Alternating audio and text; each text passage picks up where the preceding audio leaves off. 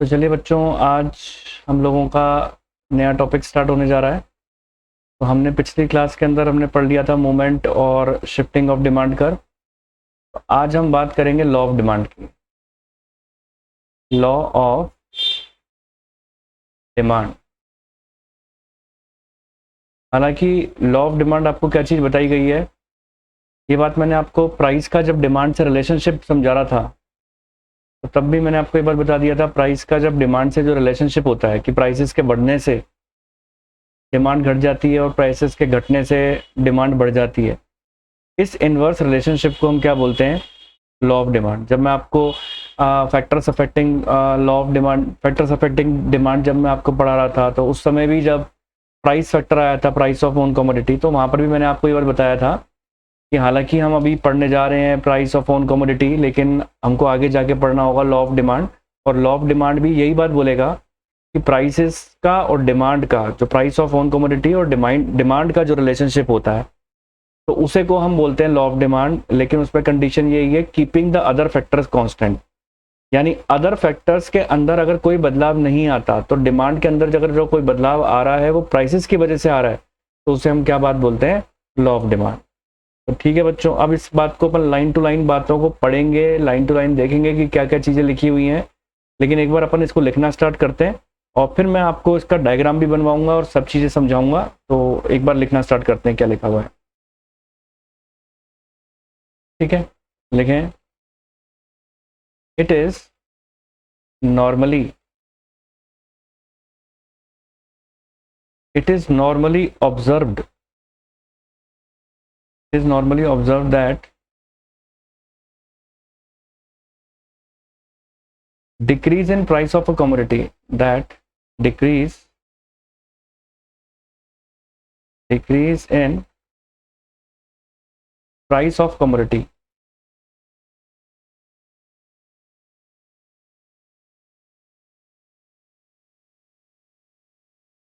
decrease in price of commodity leads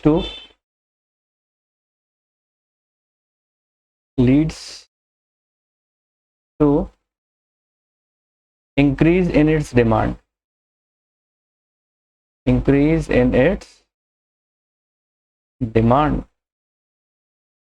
ठीक है। such behavior of consumer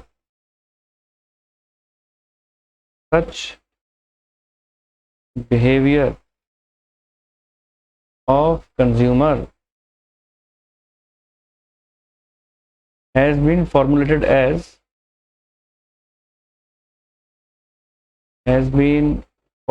as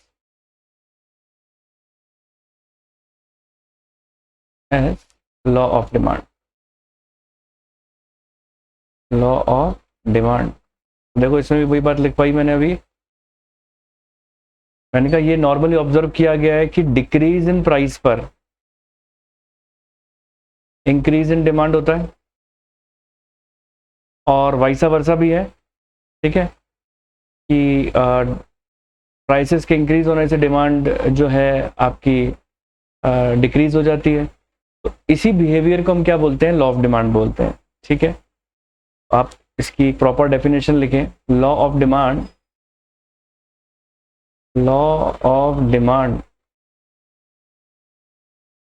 states the inverse relationship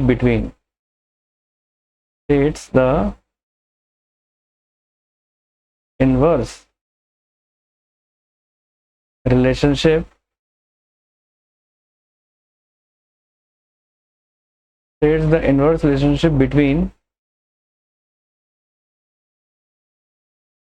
price and quantity demanded, between price and quantity demanded। ठीक है, keeping other factors constant. का मतलब यही है कि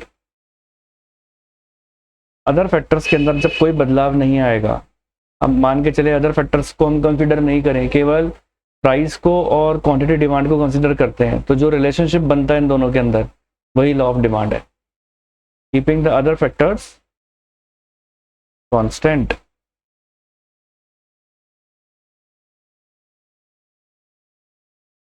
अब देखो इसको हम और किस नाम से जानते हैं, this law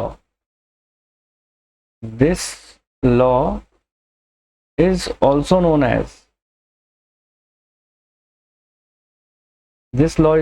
as law of purchase, law of purchase भी कहते हैं इसे हम लॉ ऑफ परचेज के नाम से भी इसको जानते हैं। ठीक है बच्चों,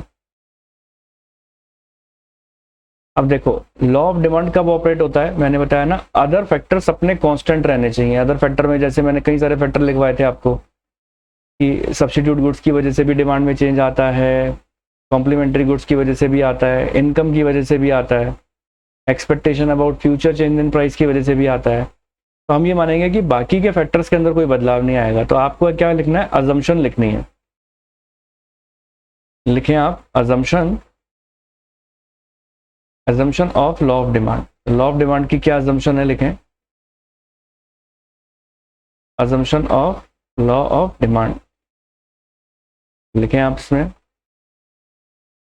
while stating the law of demand, while stating the law of demand, while stating the law of demand, we use phrase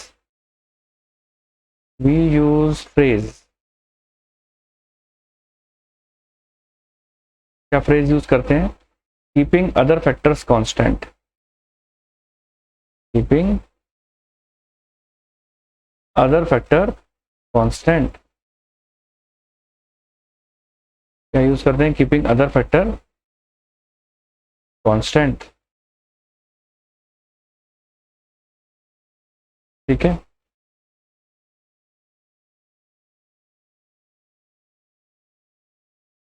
this phrase is use to cover the following assumption. ये जो फ्रेज है keeping other factor constant, this phrase is use to cover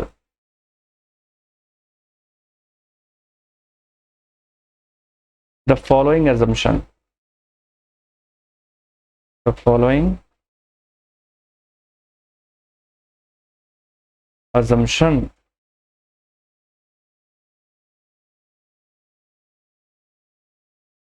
on which law is based, on which law is based। अब वो assumption क्या है, वो assumption यही है कि बाकी के फैक्टर्स नहीं बदलेंगे। अब वो कौन कौन से फैक्टर हैं जो नहीं बदलेंगे, पहला price of substitute goods do not change, price of substitute goods, price of substitute goods do not change. अब एक एक फैक्टर आप लिख लो कि वो चेंज नहीं होगा, तो price of substitute goods do not change आ गया। Number 2, price of complementary goods remains constant, price of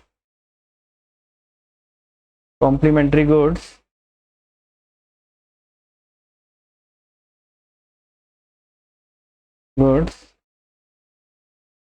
remain constant. आगे number 3, income of the consumer remain same, income of the consumer remain same. ठीक है जी। और 4th, there is no expectation of change in price in future, there is no expectation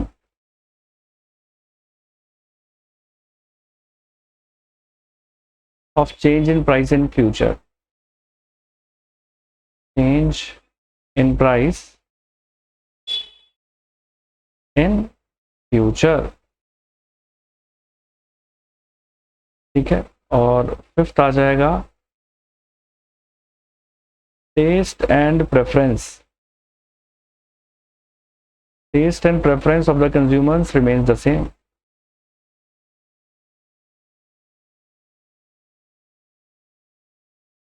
test and preference of the consumer remain same. तो क्या चीज़ देखी आपने कि overall अगर हम देखें तो हमने ये चीज़ देखी कि लॉ ऑफ डिमांड के अंदर, हमने ये चीज़ देखी कि प्राइसेस के बढ़ने से डिमांड घट रही है, प्राइसेस के घटने से डिमांड बढ़ रही है। बस प्राइसेस का जो डिमांड से रिलेशनशिप है वही लॉ ऑफ डिमांड है, और हमें ध्यान रखना है कि keeping the other factors constant, बाकी के फैक्टर्स में कोई बदलाव नहीं आएगा, तभी हमारा लॉ ऑफ डिमांड ऑपरेट करेगा। चलिए इसको हम एक डायग्राम से समझ लेते हैं। देखो आप लिखो यहाँ पे law of demand is explained with the help of following diagram. With the help of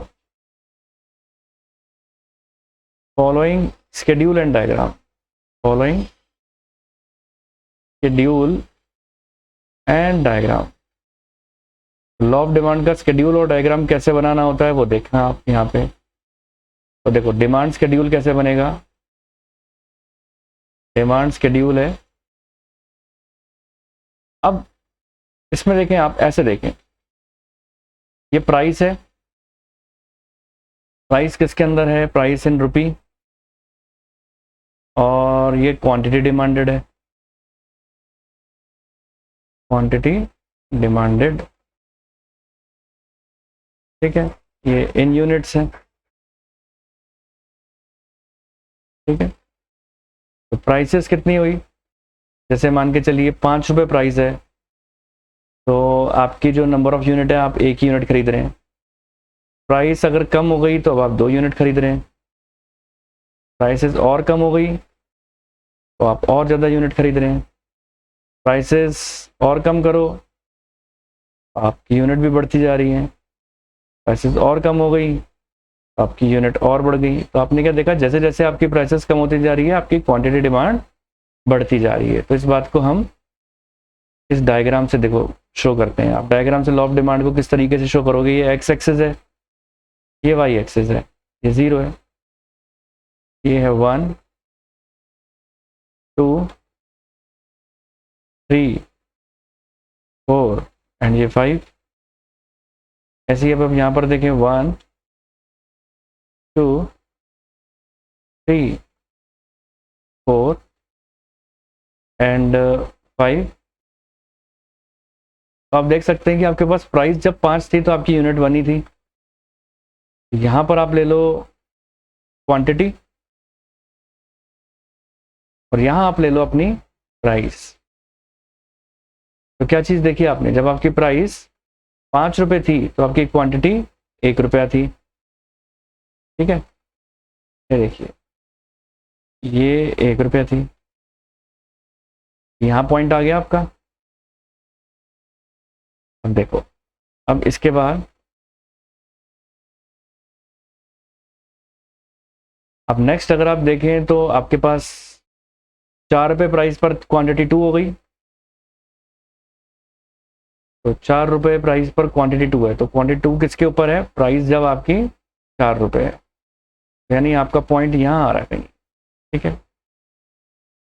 चलिए और आगे बढ़ते हैं। 3 रुपये प्राइस पर 3 यूनिट्स हैं आपकी, प्राइस 3 है तो यूनिट्स भी 3 है, यहाँ पर कहीं पॉइंट आ रहा है। अब देखो और बढ़े आगे, प्राइस जब 2 है तो यूनिट 4 है, प्राइस 2 और यूनिट 4, ये पॉइंट यहाँ कहीं आएगा, ठीक है। और 1 प्राइस पर 5 की, 1 पर 5 की, तो हम क्या चीज़ देख रहे हैं, हमारा डिमांड का डाउनवर्ड स्लोपिंग जा रहा है, ये देख रहे हैं आप। तो लॉ ऑफ डिमांड में भी आपने क्या चीज़ देखी कि प्राइस का जब डिमांड से रिलेशनशिप देख रहे हो तो लॉ ऑफ डिमांड में भी डिमांड कर्व आपका नीचे की ओर ही जा रहा है। तो चलिए इसके बारे में अपन लिख लेते हैं। यहाँ पर देखें, in the diagram in the diagram clearly shows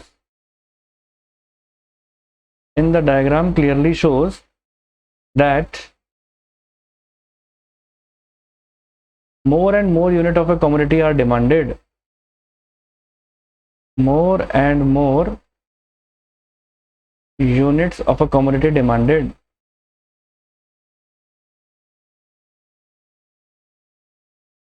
More and more units of a commodity demanded when price of a commodity falls. When price of commodity falls. More and more unit demand कब करेंगे? जब price falls होंगी। ठीक है, आगे लिखें demand curve. अब ये जो डिमांड कर्व का नाम देते हैं अपन, डिमांड कर्व कौन सा था? डीडी। ठीक है, तो लिखें demand curve DD slopes downward. Downward sloping है, slopes downward from left to right, from left to right, indicating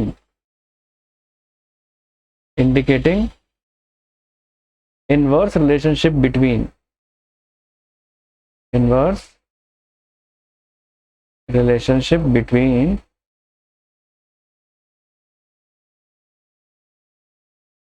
price and quantity demanded. Price and quantity demanded. ठीक है, अब देखो इसमें एक बात और लिखो। क्वेश्चन है why other factors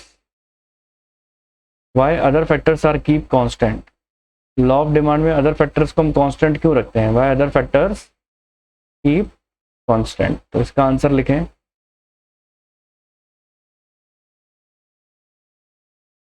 the quantity demanded of a commodity. The quantity demanded of a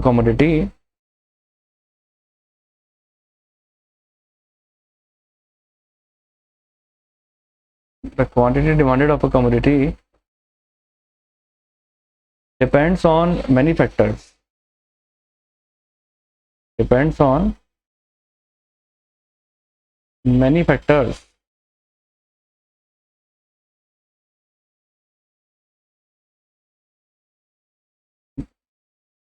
Decide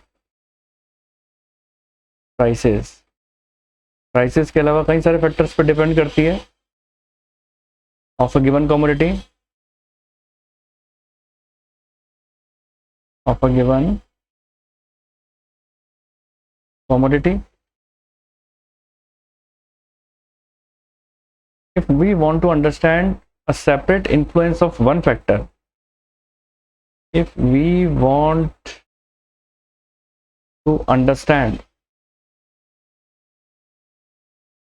the separate influence of one factor, separate influence of one factor,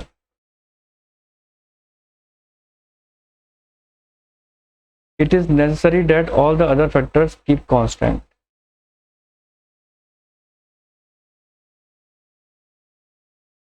It is necessary that all the other factors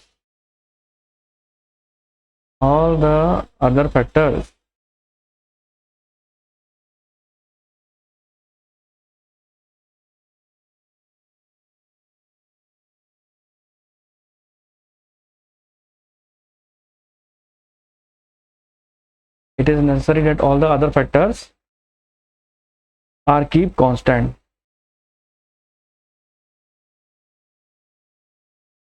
ठीक है,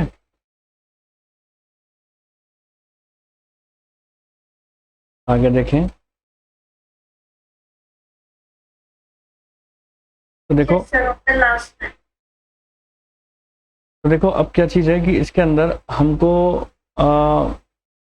जो है, जैसा कि मैंने बताया कि हम अदर फैक्टर्स को कांस्टेंट क्यों रखते हैं, क्योंकि अगर हमको किसी भी एक फैक्टर पे फोकस करना है तो हमें बाकी के फैक्टर्स को कांस्टेंट रख के ही एक फैक्टर का इन्फ्लुएंस हम देख सकते हैं कि एक पर्टिकुलर फैक्टर का इन्फ्लुएंस उस पर्टिकुलर डिमांड पे क्या पड़ रहा है। यही कारण था कि लॉ ऑफ डिमांड के अंदर हमने प्राइस से रिलेशनशिप देखना था, प्राइस पर इन्फ्लुएंस देखना था कि डिमांड का के ऊपर क्या पड़ता है प्राइस का इन्फ्लुएंस, तो इसलिए हमने अदर फैक्टर्स को कांस्टेंट रखा। तो अब जो हम इस पे पढ़ने जा रहे हैं वो पढ़ने जा रहे हैं कि, तो चलिए बच्चों अब बात आती है यहाँ पर कि अब हमें ये चीज़ देखनी है कि reason for the operation of law of demand क्या है। तो हेडिंग डालो रीज़न, क्या रीज़न है लॉ ऑफ डिमांड ऑपरेट होने के, यानी कि वो क्या कारण हो जाता है कि प्राइसेस के कम होने से डिमांड ज़्यादा बढ़ती है। तो लिखना चालू करो, reasons for operation of, reasons for, चलिए वापस, reasons for operation of law of demand, law of demand यानी लॉ ऑफ डिमांड के ऑपरेट होने के क्या कारण है। ठीक है, तो पहला कारण आप देखें, law of diminishing marginal utility, law of diminishing marginal utility. देखिए बच्चों, law of diminishing marginal utility से मतलब क्या है। Law of diminishing marginal utility से मतलब ये है कि एक ह्यूमन टेंडेंसी होती है कि हम जब किसी भी चीज़ को यूज़ कर लेते हैं तो नेक्स्ट टाइम उसको यूज़ करने की टेंडेंसी हमारी कम हो जाती है। ठीक है, अब मान के चलिए मुझे कोई चीज़ को यूज़ करना है, तो मैंने उसके लिए, मेरे को बहुत ज़्यादा प्यास लग रही है, तो मैं 1 ग्लास ऑफ वाटर के लिए 100 रुपीज़ भी खर्च करने के लिए रेडी हो जाऊँगा, क्योंकि मेरे को इतनी ज़्यादा प्यास लग रही है कि मुझे पानी पीना ही है। लेकिन एक बार मैंने पानी पी लिया तो नेक्स्ट ग्लास ऑफ वाटर के लिए मैं तब पैसे खर्च करूँगा जब वो थोड़ा सस्ता हो जाएगा। क्यों? क्योंकि मेरी मार्जिनल यूटिलिटी, मेरा सेटिस्फेक्शन कुछ हद तक सेटिस्फाई हो चुका है, डिमिनिश हो चुका है वो। तो अब मैं नेक्स्ट टाइम पैसा कब खर्च करूँगा, जब वो थोड़ा उसकी कम हो जाएगी, प्राइसेस कम हो जाएगी, तभी मैं एडिशनल पैसे खर्च करूँगा, नहीं तो नहीं करूँगा। तो ये कहा गया है कि law of diminishing marginal utility के होने की वजह से एक ऐसी टेंडेंसी होती है कि प्राइसेस के कम होने पर ही हम ज़्यादा क्वांटिटी खरीदते हैं, एडिशनल क्वांटिटी खरीदते हैं, और अगर प्राइसेस कम नहीं होती तो हम एडिशनल क्वांटिटी नहीं खरीदते। तो चलिए इसको लिख कर देखते हैं और फिर मैं आपको लाइन टू लाइन इसका मीनिंग फिर समझा दूंगा। पहले लिख लेते हैं, तो लिखें law of diminishing marginal utility, law of diminishing marginal utility, law of diminishing marginal utility states that as we consume more and more unit of a commodity, as we consume more and more unit of a commodity, more and more units of a commodity, ठीक है, the utility derived from each successive unit, the utility derived from each successive unit, each successive units, the utility derived from each successive unit goes on decreasing, goes on decreasing। आ गई ना बात जो मैंने अभी आपको समझाई कि जैसे जैसे हम कोई भी कमोडिटी है, कोई भी गुड्स है, हम जैसे जैसे उसको यूज़ ज़्यादा से ज़्यादा करते चले जाते हैं तो उसकी हर सक्सेसिव यूनिट के ऊपर उसको यूज़ करने की जो हमारी यूटिलिटी होती है वो डिक्रीज होती चली जाती है, क्योंकि हमारा सेटिस्फेक्शन जो है, हमको सेटिस्फेक्शन मिलता चला जाता है, हमें उस पर यूटिलिटी मिलती चली जाती है, तो उसको नेक्स्ट यूनिट को यूज़ करने की जो इच्छा होती है वो ख़त्म होती चली जाती है। ठीक है, अब आप देखिए आगे। So demand for a commodity, demand for a commodity, तो demand for a commodity depends on its utility, depends on its utility. अब आप देखिए, अब आप खुद सोचो ना कि जैसे मान के चलो कि आपने एक रिस्ट वॉच ले ली, ब्लू कलर की थी, तो नेक्स्ट टाइम आप दूसरे कलर की रिस्ट वॉच तब खरीदोगे जब वो रिस्ट वॉच बहुत सस्ती हो जाए। नहीं तो आप क्या सोचोगे, एक ही रिस्ट वॉच से काम चला लेंगे। मान लो वो रिस्ट वॉच सस्ती हो जाती है तो आप क्या सोचोगे, हर जो हमारे पास जो हर ड्रेस है, हर कलर की ड्रेस है, हर कलर की ड्रेस पर उसी कलर की रिस्ट वॉच पहने, सस्ती हो जाएगी तभी तो सोचोगे। नहीं तो हर ड्रेस के साथ एक ही रिस्ट वॉच पहनना चालू कर दोगे, सोचोगे कि नहीं जी महंगी है। तो ऐसा क्यों होता है? क्योंकि हम एक रिस्ट वॉच पहनकर अपना अपने आप को, हमारी मार्जिनल यूटिलिटी कम हो चुकी है, हम सेटिस्फाइड हो चुके हैं। हम और एडिशनल तभी खरीदेंगे जब उसकी प्राइस कम हो जाएगी, नहीं तो नहीं खरीदेंगे। तो यही बात इसके अंदर भी लिखी हुई है। तो आगे देखते हैं। So the demand for a commodity depends upon its utility. if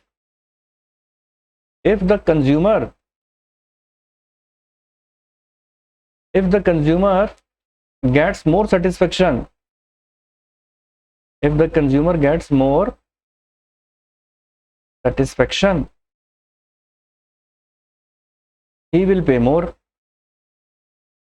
he will pay more। आगे लिखें, as a result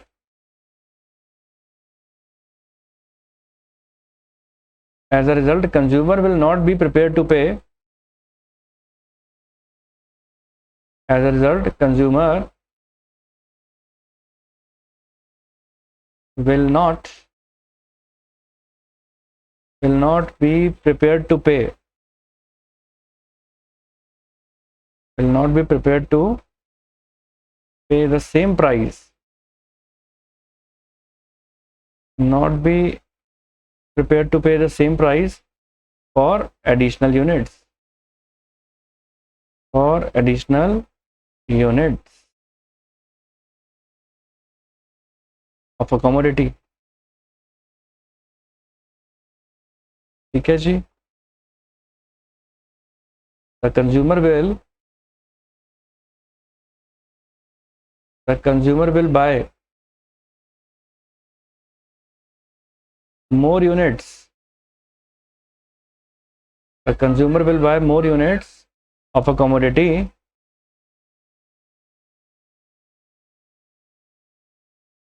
only when the price falls,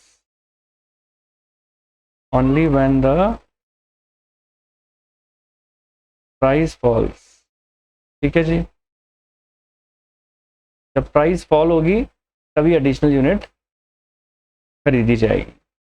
तो चलो, तो हमने अब ये जो पहले पॉइंट के अंदर हमने ये चीज़ देख ली कि हमारा टॉपिक क्या चल रहा था कि ऐसा लॉ ऑफ डिमांड ऑपरेट क्यों होता है। और लॉ ऑफ डिमांड क्या चीज़ है? प्राइसेस के कम होने से डिमांड बढ़ती है, इसलिए लॉ ऑफ डिमांड ऑपरेट होता है। तो हमने उसका पहला कारण ये चीज़ देखी कि प्राइसेस के कम होने से डिमांड क्यों बढ़ती है, हमने उसका कारण देख लिया, पहला कारण। अब मैं दूसरा कारण बताऊंगा ऐसा क्यों होता है कि प्राइसेस के कम होने से ही आपकी डिमांड बढ़ती है। कि दूसरा कारण होगा लॉ ऑफ डिमांड के ऑपरेट होने का। हमारा क्वेश्चन अगर आता है कि लॉ ऑफ डिमांड का ऑपरेट होने का क्या कारण है, क्यों लॉ ऑफ डिमांड ऐसा होता है कि प्राइसेस के कम होने से डिमांड बढ़ जाती है और लॉ ऑफ डिमांड वही होता है। तो पहला कारण पड़ा law of diminishing marginal utility. और अब मैं दूसरा जो कारण बताने जा रहा हूँ वो बताने जा रहा हूँ सब्स्टिट्यूशन इफेक्ट। और सब्स्टिट्यूशन इफेक्ट वही है जो आपने कॉम्प्लीमेंट्री गुड्स और सब्स्टिट्यूट गुड्स पढ़ा था, तो ये वही चीज़ है। तो लिखें पहले, फिर अपन इसको समझेंगे। पहले तो लिखें सब्स्टिट्यूशन इफेक्ट, सब्स्टिट्यूशन इफेक्ट। तो लिखें substitution effects refers to,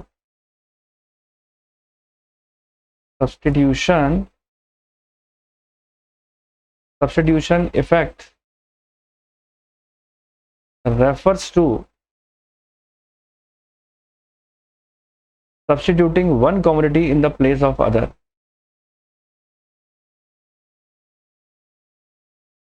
substituting one commodity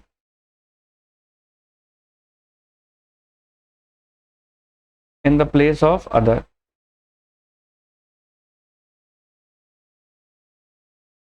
ठीक है, it becomes relatively cheaper. It becomes relatively cheaper.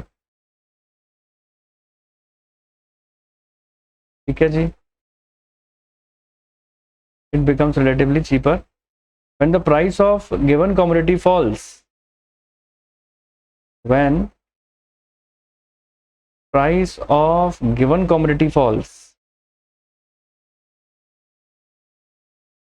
the price of given commodity falls, it becomes relatively cheaper. It becomes relatively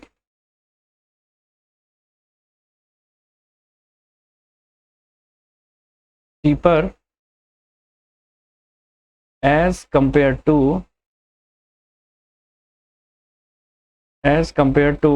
its substitute.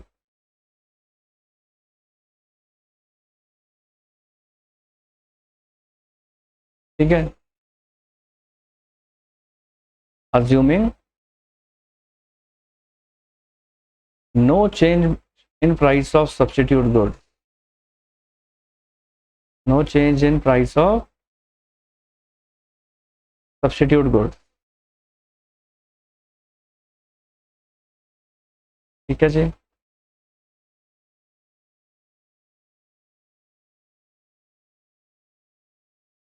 as a result the demand for given commodity rises.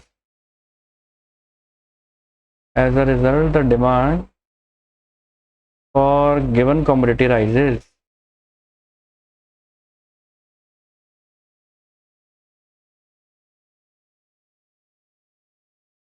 तो देखिए बच्चों, अगर आपको ये चीज याद हो, देखो मैं फिर कह रहा हूं, लॉ ऑफ डिमांड क्यों ऑपरेट होता है, हम किस चीजों के कारण ढूंढ रहे हैं, हम इन्हीं चीजों के कारण ढूंढ रहे हैं कि क्यों प्राइसेस के घटने से डिमांड बढ़ जाती है, क्यों प्राइसेस के बढ़ने से डिमांड घट जाती है, इन्हीं चीजों का कारण ढूंढ रहे हैं।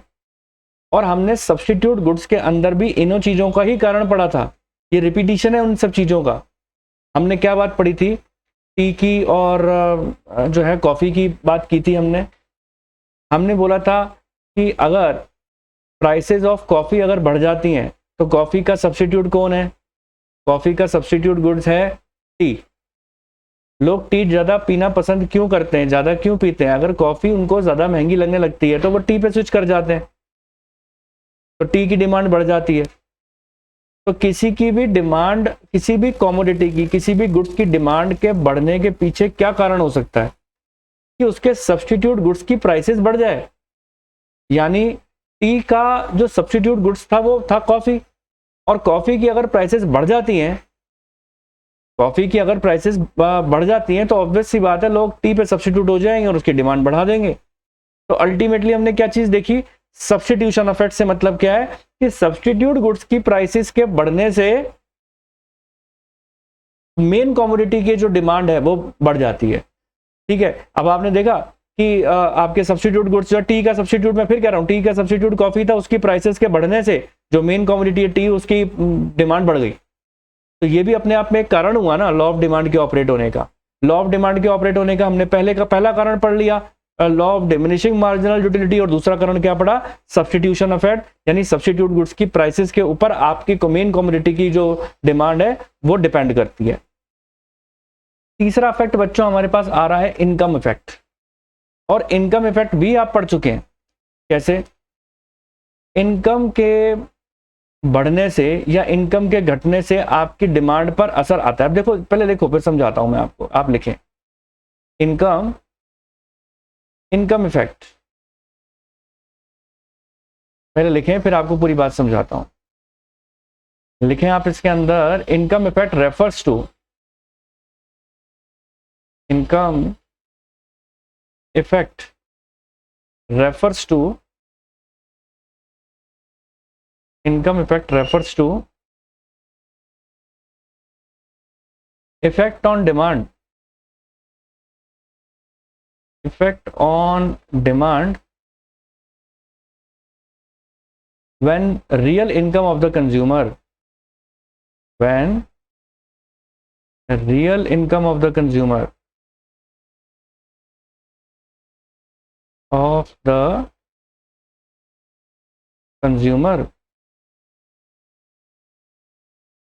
when real income of the consumer changes due to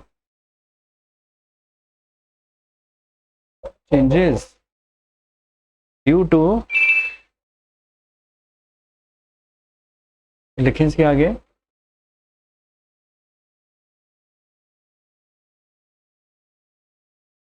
when, इसके आगे आप लिखें when real income of the consumer due to changes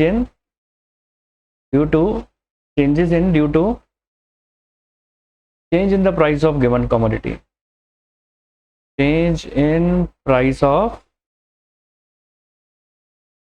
given commodity.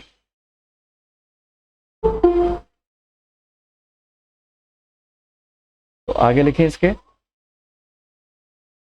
given commodity due to change in the price of given commodity falls.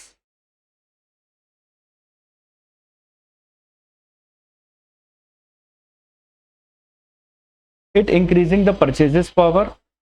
It increases the purchasing power.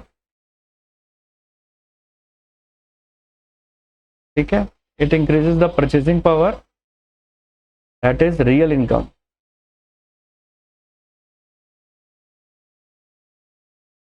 of the consumer,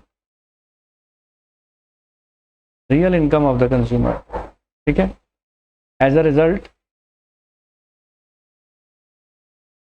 result he can purchase more of the given commodity,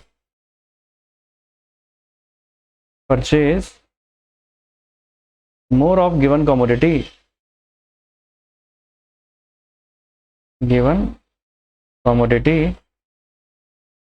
with the same money income,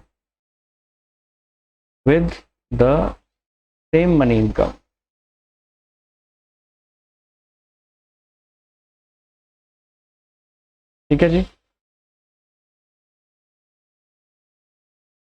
तो मैं उम्मीद करता हूं बच्चों आप सब लोगों को मेरा वीडियो पसंद आया होगा। आपको मेरा वीडियो पसंद आया, इसको लाइक करें, सब्सक्राइब करें और ज़्यादा से ज़्यादा अपने फ्रेंड सर्कल के साथ शेयर करें। तो मिलते हैं अगले वीडियो के साथ। Thank you so much.